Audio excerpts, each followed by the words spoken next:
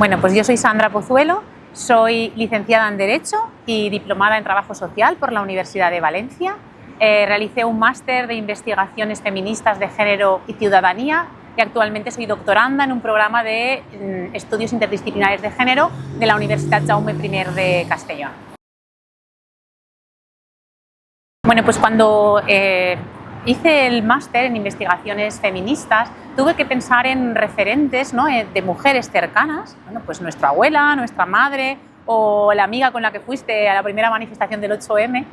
Y al buscar en esos referentes cercanos pensé en un grupo de mujeres de la localidad en la que yo vivía, el Grup de Dones d'Esports de Morella,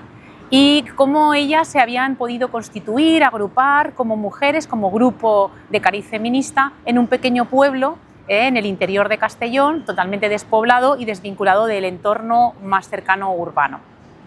Entonces, al pensar en ellas y en indagar en esos procesos, ¿no?, de quiénes eran las pioneras, cómo se conformaron, entonces me hizo retrotraerme a épocas pasadas, sobre todo en los años 80 y años 70, en la época de la transición. Y ahí es donde viene mi recuperar esa memoria de aquellas mujeres y por qué empezaron a reivindicar sus derechos y reivindicar su sitio en un espacio público como podía ser en su propia localidad. Este grupo de mujeres tiene sus inicios en el año 1986, que es cuando se constituye como grupo y se registra dentro del Registro General de Asociaciones en Castellón. El grupo de mujeres existe gracias también a una figura de una mujer muy potente, creo yo, para su época, como fue Marisol Pitarch, que pues trabajaba para entonces en el ayuntamiento, en una oficina de atención a la mujer, porque tengamos en cuenta que en aquella época también tuvieron mucha importancia las políticas de igualdad. Fue la época en la que se gestó el primer plan de igualdad nacional, el Instituto de la Mujer. Entonces yo creo que esas políticas abocaron a que estas mujeres pudieran encontrar ese espacio o esa cobertura legal para reivindicar sus derechos y la igualdad, que muchas veces ellas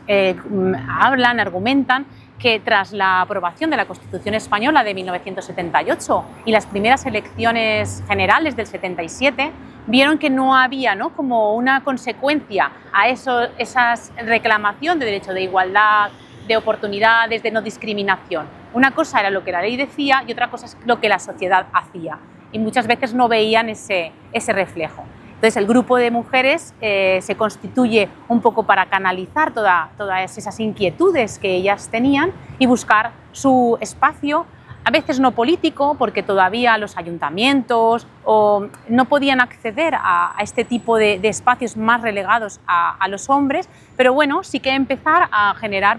espacios de debate,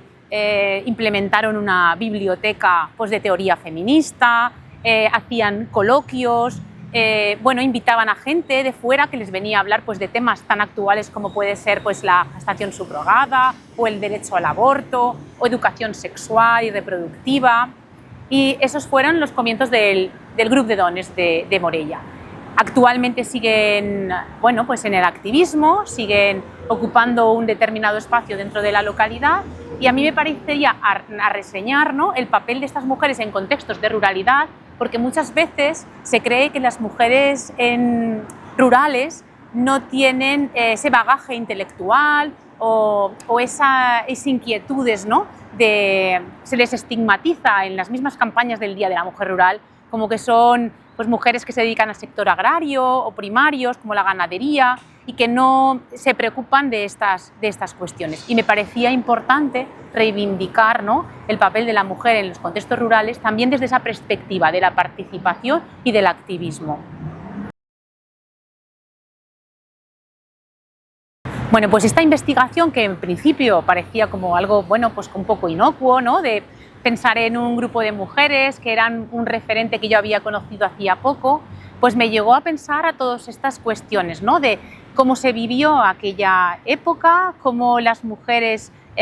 pese a tener pues, un marco normativo determinado, tenían que continuar, ¿no?, reivindicando ese espacio, y también el concepto de el movimiento feminista, que ha tenido siempre una visión hegemónica más urbana, ¿no?, excluyendo a los movimientos más de los márgenes, ¿no?, tener una visión más interseccional, ¿no?, de que las mujeres en contextos de ruralidad también han tenido su impacto a la hora de generar cambios sociales. Mi investigación se basa en la recuperación de historias orales. Lo que he hecho es entrevistar, bueno, más que entrevistar, tener conversatorios con las mujeres referentes de aquella época, quienes constituyeron los inicios del Grup de Dones. Y bueno, han sido unos conversatorios donde yo tenía, sí que es verdad, como unas ideas claras de lo que yo quería que me explicaran, pero en esas entrevistas pues me he encontrado historias fascinantes. Pues bueno, muchas de ellas han vivido la época de la posguerra, sus padres a lo mejor han estado significados políticamente, algunos de ellos en prisión, y luego yo creo que eso ha generado en ellas un pozo, ¿no?, de cómo reivindicar también desde su propia perspectiva o desde su propia concepción de ser mujeres, pues esos espacios. ¿Alguna historia que me ha llamado la atención? Pues mira, te hablaré también de algunos casos de mujeres que a lo mejor dentro de sus familias, de sus contextos familiares, o no han tenido hermanos o no hay un referente masculino en las mismas. ¿Y eso qué ha hecho? Pues que a lo mejor sus padres les han llevado pues, a la masía o a trabajar y a hacer roles distintos a los asignados a priori a mujeres, y creo que les ha dado un empoderamiento, como pensar de que yo soy capaz de hacer tanto lo que la sociedad me asigna, estamos hablando de los años 70 y 80, y puedo hacer cosas que esa sociedad no me asigna, pero que yo soy capaz de hacerlos también. Y eso también me ha hecho reflexionar en esas historias que ellas me han contado. También hemos hablado pues, bueno, de cómo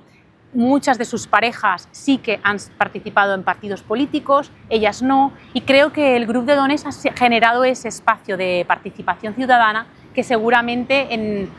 partidos políticos al uso no podían ellas acceder. Bueno, pues esas han sido algunas de las reflexiones que yo he podido contrastar con este rompecabezas, ¿no?, de construir una memoria colectiva a través de particularidades o historias individuales. Pues yo creo que, como se dijo en las jornadas estatales feministas del año 2009, Miren Jona, que es una historiadora y fundadora de la recuperación de la historia oral, el feminismo se ha enfocado mucho en el tema de la teorización, pero el tema de la recuperación de la memoria histórica, somos lo que somos por las que fueron antes, creo que ha quedado relegado a un segundo lugar. Y luego también la historia no deja de ser contada para hombres y por hombres, cada vez hay más historiadores y sobre todo historiadoras que utilizan la perspectiva de género para hablarnos de la historia, pero todavía creo que queda mucho por hacer. Entonces creo que la memoria, recuperar aquello que fuimos para entender el presente y sobre todo el futuro, porque veo que las cosas están complicadas, y tomar como referente sucesos o cuestiones que han generado cambios sociales y políticos importantes nos puede servir a cómo enfocar la situación actual.